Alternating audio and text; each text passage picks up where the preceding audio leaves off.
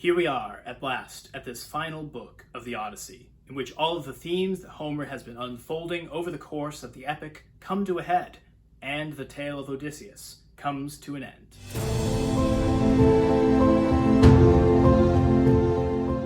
Hello and welcome back. My name is Zachary May, and today, again, we are reading the great books of Western civilization, continuing with the Odyssey.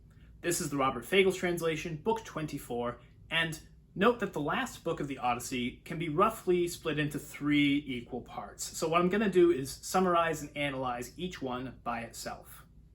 The final book of the Odyssey opens. Hermes leads the souls of the dead suitors across the ocean river's boundary on the bound of the world to the underworld.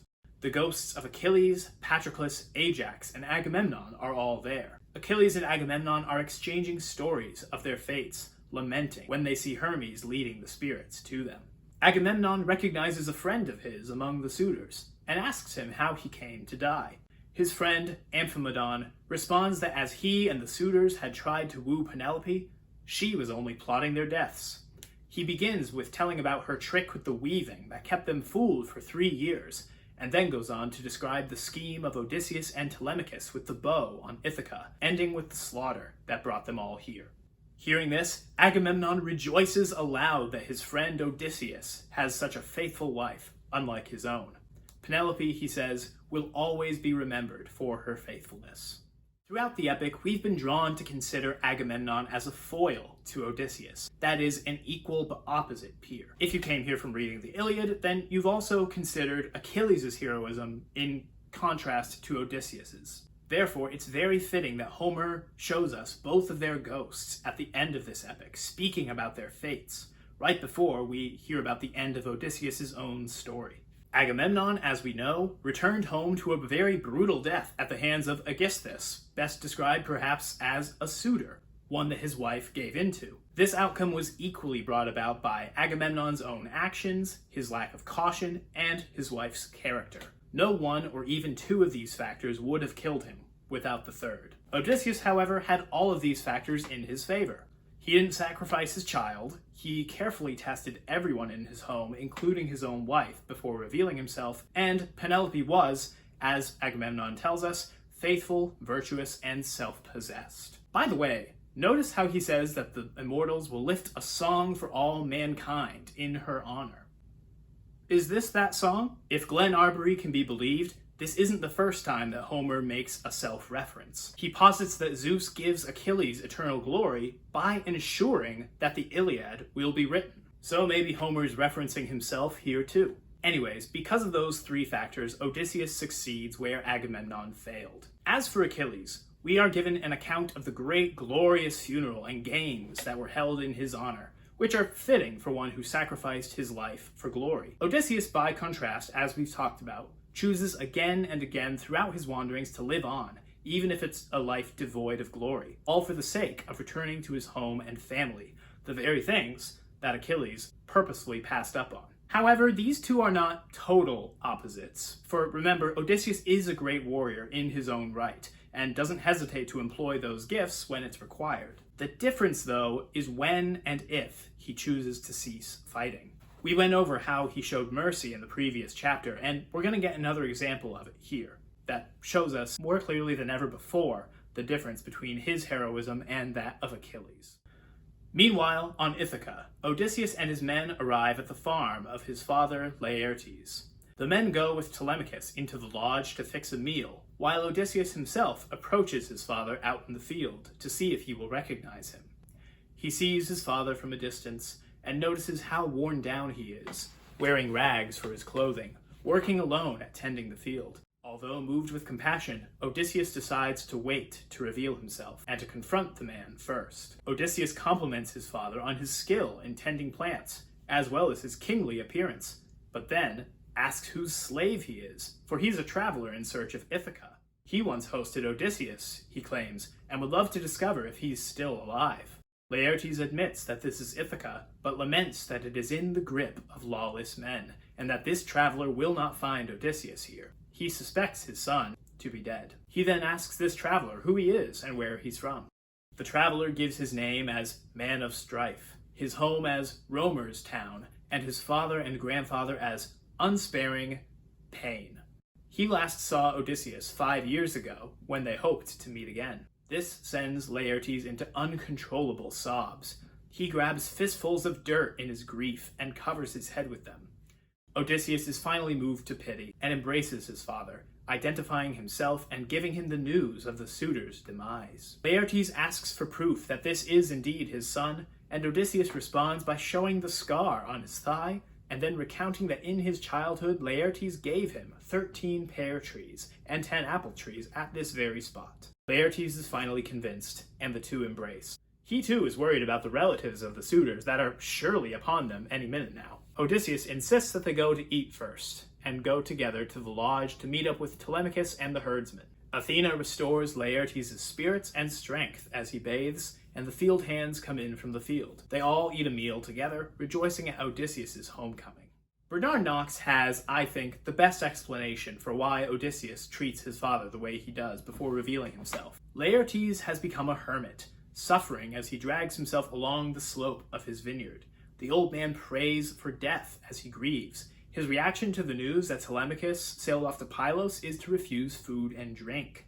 This is a case that calls for careful handling if Laertes is to be extracted from the prison of grief and self-humiliation in which he has closed himself off from the world. What Odysseus does is to bring him back to consciousness of his own dignity as a man and a king before making any mention of his son. And like I've said before, this approach of disguising himself also brings him consciousness of Odysseus as he is in this moment, as opposed to 20 years ago. And again, I thought Knox had said this, but I still can't find it. He is drawn out from his mind into the real world in which he, a king, is covered with dirt, covered in rags, and speaking to a man who turns out to be his son. Once he does so, though, he asks the question once again, what are they going to do about the suitors' families? Remember Theoclymenus, the prophet that Telemachus brought home with him from Pylos? He had just killed one man, and he was running away from probably a small group of relatives that were seeking revenge. Odysseus and his men just killed over 100 people. This could easily become a war. The suitors' kinsmen gather in front of the palace to bury their dead, or send them away in ships, before meeting for assembly in the center of town. Antinous' father, Eupeithes, urges that they take up arms and hunt Odysseus down for his crimes before he runs away. The seer and the herald of the town try to convince them not to do this, as a god had fought alongside Odysseus. And it was those gathered, failing to keep their sons in check, that brought this outcome about. Hearing this, half of those gathered decide to stay their hands. The other half follow Eupeithes to seek revenge.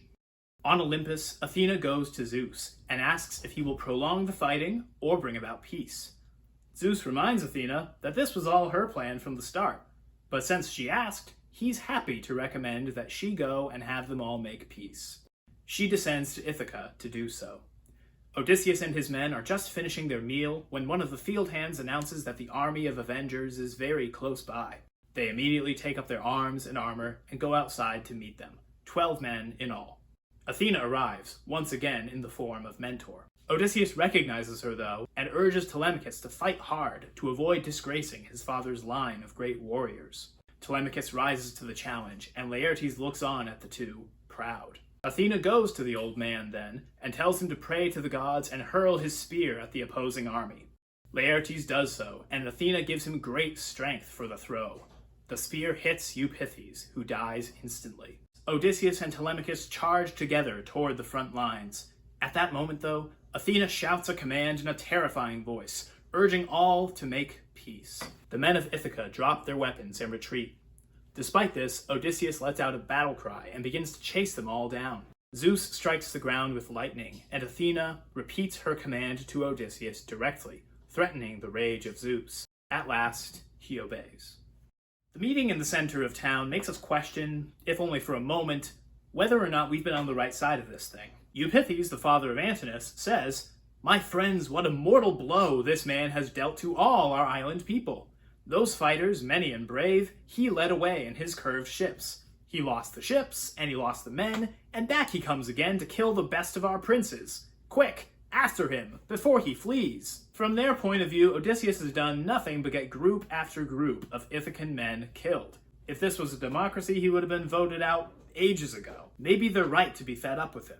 But then, the herald Medon and the prophet Halitherses add their voices to the mix. Medon himself was in the hall, and he saw Athena helping Odysseus. Halitherses adds to that.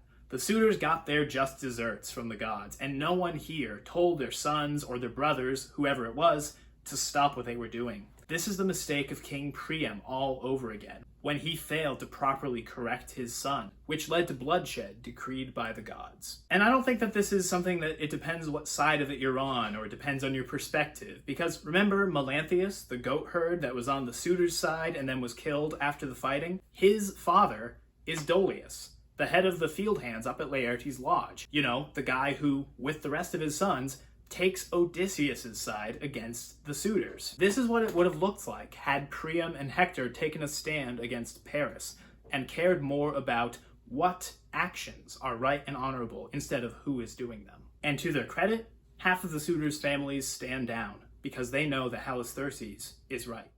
Once again, Athena goes to Zeus to ask what outcome should occur. His will is closer to being synonymous to the will of fate than in the Iliad, once again.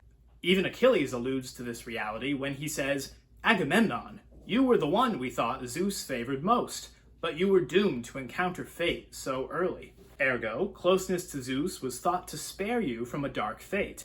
And remember that in the Iliad, Zeus couldn't even save Sarpedon, his son, against the will of fate." There's definitely something of a change. Just like at the end of the Iliad, though, Zeus decides not to let a cycle of violence and hatred perpetuate itself following Odysseus' act of vengeance. He orders that peace and prosperity come upon the land and sends Athena to see it done. In light of that, why does Athena help Laertes to kill Epithes before ordering peace?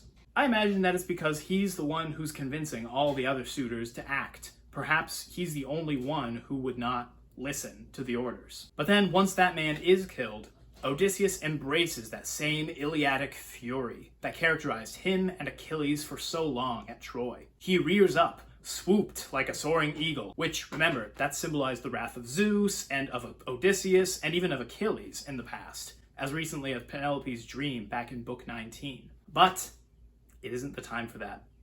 The war is over, and Odysseus is to put away his weapons at last. So Athena and Zeus tell him together, "No, you make peace." Because this is the only way that the prophecy of Tiresias comes true. This is what Homer is showing his audience as well. Even when violence is called for, which, again, Homer believes that in this situation it was, it's done in moderation, ending as soon as possible. Moderation. That principle that has allowed hospitality to be engaged in honorably. The principle that allowed Odysseus to get home, to seek a good life. Homer shows us all that to follow moderation, to get to that peaceful life, Odysseus now, at this moment, has to choose the better part of the shield of Achilles. And being himself instead of Achilles, being the man of twists and turns, driven time and again off course, who through his trials developed a spirit tempered to endure, bent on coming home at any cost, he does exactly that. He obeyed her, glad at heart, and Athena handed down her pacts of peace between both sides for all the years to come. One more labor lies in store. The prophet said that I must rove through towns on towns of men, that I must carry a well-planed oar until I come to a people who know nothing of the sea. When another traveler falls in with me and calls that weight across my shoulder a fan to winnow grain, then, he told me, I must plant my oar in the earth and sacrifice fine beasts to the Lord God of the sea, Poseidon. Now, after all the years of grief, you too can embark, loving hearts, along the road to joy. Your dreams, put off so long, come true. The gods grant a happier old age. We'll escape our trials at last. And at last, your own death will steal upon you. A gentle, painless death far from the sea comes to take you down. Borne down with the years and ripe old age, with all your people there in blessed peace around you.